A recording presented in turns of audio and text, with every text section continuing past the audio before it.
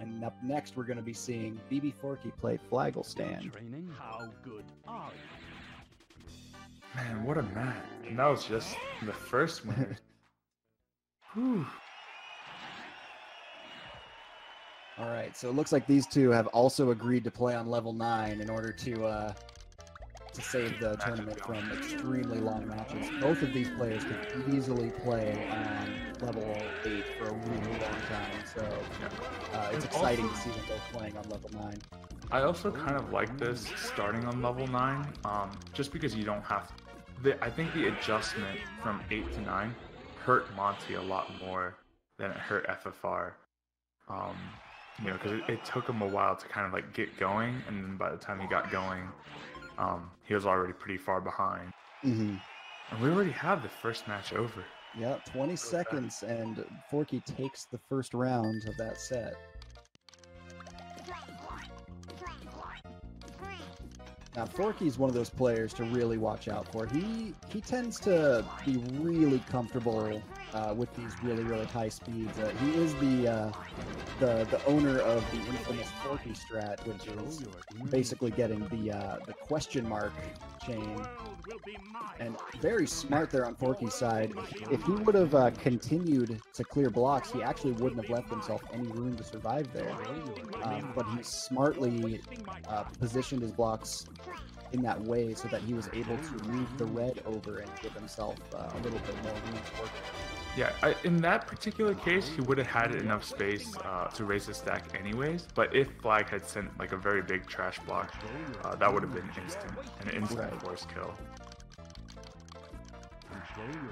And that is something to keep in mind, because the Forky strat is known for being, you know, a full, like, super gutsy strategy where, you know, sometimes you will run out of blocks to get that giant chain across. Oh, that... I felt like that could have definitely gone both ways. That could have went to Forky, but actually, as it happened, I could not tell who it was. Yeah. Both players looking like it must have been a matter of frames between them. Well, I think the reason, as we were talking about earlier, as your two blocks are switching, you can't lose. And, you know, I think Forky hit it right before he ran out of time, but Flag was still trying to move up to get to his clear at the top. Oh man, and it's looking like the speed was just a little too much. Forky taking the first set in this match. Yeah, that one, you know, 4 combo trash block that just like makes it so difficult to reach the top of your screen to clear. It is very,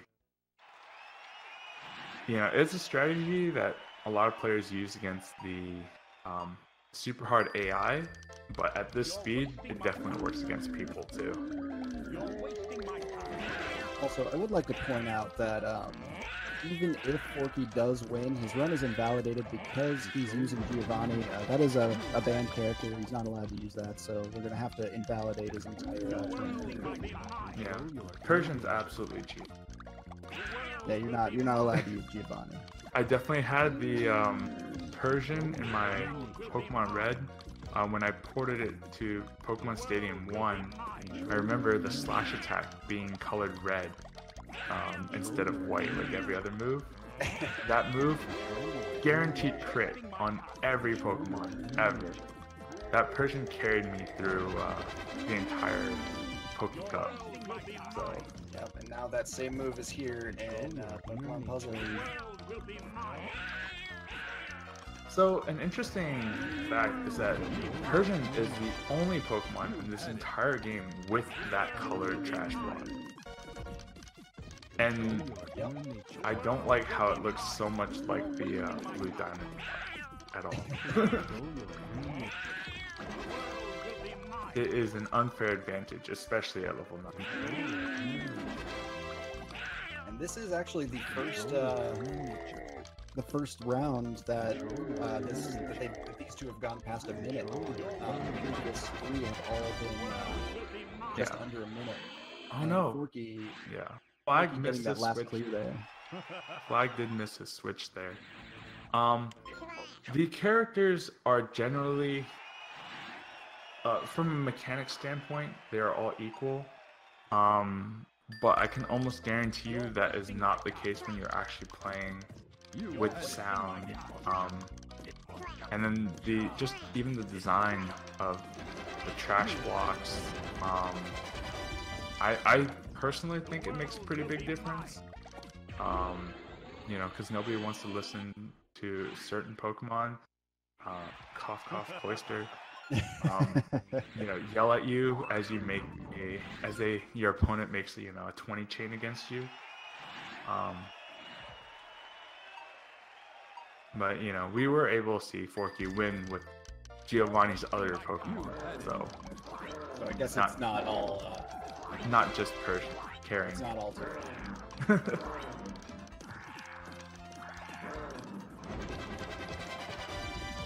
Control your inner nature. Forky's been playing very well in this tournament. It's very impressive to see. Control your Yeah, Flag has made a couple miss switches. You know, missing. Landing his cursor in the right place a couple of times, and that has been extremely costly. Control your inner nature. Normally, you know, you have some forgiveness at the lower levels, but with I also don't know if these players are going into this cold or if they had a warm up, because at this level, I can honestly say that I would need a pretty nice warm up to kind of get my hands up to the speed, get my eyes up to the proper speed to read all of this. Yeah, you got to think very Forky's quickly. so And searching. Forky, getting a little dangerous there. Flag is taking a win off of Forky here. Yeah, at any point, if you get a little bit lost, like Forky just did, you know, he kind of like was searching around for his clear, and you know, you're being topped off, waiting for your stop time. That stop time is going to be out at any time. You definitely have to be very careful, and it's almost like with people that have played this game for a long time. The stop time is almost like a sixth sense, to where you can kind of know when your stop time's running out. Absolutely.